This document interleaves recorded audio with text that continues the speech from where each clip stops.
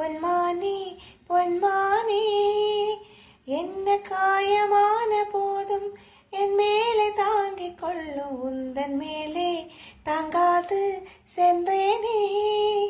எந்தன் காதல் என்னும் என்று சொல்லாமல் எங்க எங்க அழகை வந்தது.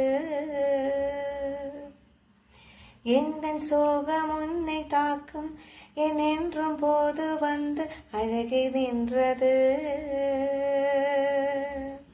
மனிதன் உணர்ந்து கொள்ள இது மனிதர் காதல் அல்ல, அதையும் தாண்டி புனிதமானது.